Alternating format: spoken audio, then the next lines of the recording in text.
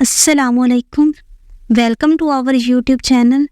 کہانی شروع کرنے سے پہلے میری آپ سب سے گزارش ہے کہ آپ میرے چینل MS اردو سٹوریز کو ضرور سبسکرائب کریں اور ساتھ میں لگے بیل آئیکن کو ضرور پریس کریں تاکہ میری نئی آنے والی ویڈیوز کا نوٹیفیکیشن آپ کو بر وقت مل سکے۔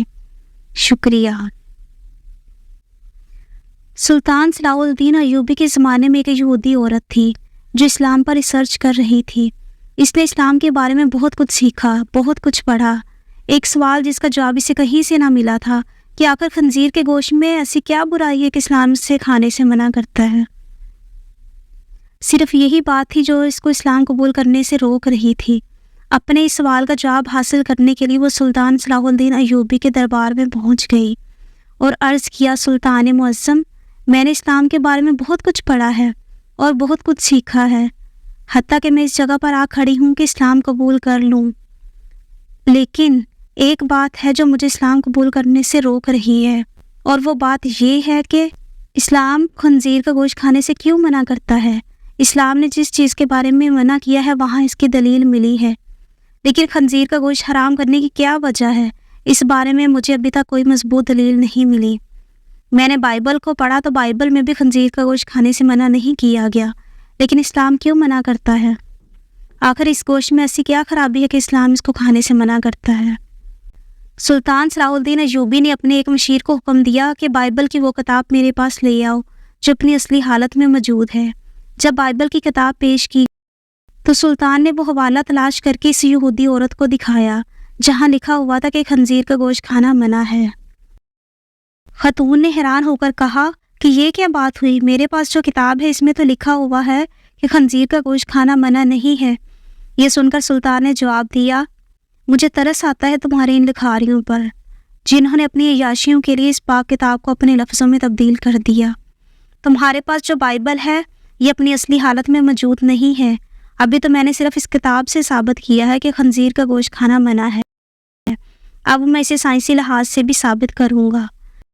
پھر سلطان نے اس عورت سے کہا کہ کل صبح خنزیر کا گوشت پکا کر میرے دربار میں لے آنا۔ دوسرے دن اس عورت نے خنزیر کا پکا ہوا گوشت سلطان کی خدمت میں پیش کر دیا۔ سلطان نے اس کو کراہت سے دیکھتے ہوئے کہا، اب اس کی بوٹی کے 2 حصے کر دو۔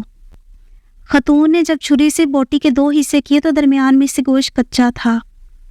سلطان نے اسے خاتون سے کہا کہ کیا تم نے اس گوشت کو اچھی طرح پکایا نہیں؟ تو وہ کہنے لگی، نہیں سلطان، میں نے تو اس کو بہت اچھی طرح سے پکایا ہے۔ تو سلطان نے کہا، اب تمہاری سمجھ میں یہ بات آ گئی ہوگی کہ یہ گوشت حرام ہے، اسے جتنی بھی اچھی طرح پکایا جائے یہ درمیان میں کچا رہ جاتا ہے، اور جب یہ تمہارے پیٹ کے اندر جاتا ہے تو بہت سی بیماریوں کا سبب بنتا ہے۔ دوسری بات یہ کہ سور جس جگہ رہتا ہے یہ اپنے ارد گرد کی تمام گندگی حتیٰ کہ انسانوں کی گندگی کو بھی کھا جاتا ہے۔ اس کی خوراک ہی بہت غلیظ ہوتی ہے، اس حوالے سے وہ غلاظت اس کے گوشت میں بھی شامل ہوتی ہے۔ تیسری بات یہ ہے کہ جب سور کی مادہ کسی دوسرے سور کے ساتھ جنسی تعلق قائم کرتی ہے تو یہ اسے دیکھ کر بہت خوش ہوتا ہے اور فخر محسوس کرتا ہے، اور یہ بے غیرتی کی خصلت اس کے گوشت میں بھی پائی جاتی ہے، اور اس کا گوشت کھانے والا بھی انہی صفات کا حامل ہوتا ہے کہ اپنی عورتوں کو دوسروں کے حوالے کر کے خوش ہوتا ہے اور فخر محسوس کرتا ہے۔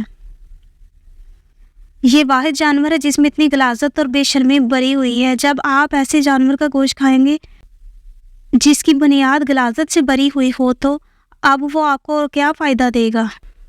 یہ بات سن کر وہ یہودی عورت سلطان کے سامنے جھک گئی اور کہا کہ سلطان معظم، اب آپ ہی مجھے کلمہ پڑھائیں۔ سلطان صلاح الدین ایوبی نے اس عورت کو کلمہ پڑھایا اور تمام دربار اللہ اکبر کے بلند نعروں سے گونج اٹھا۔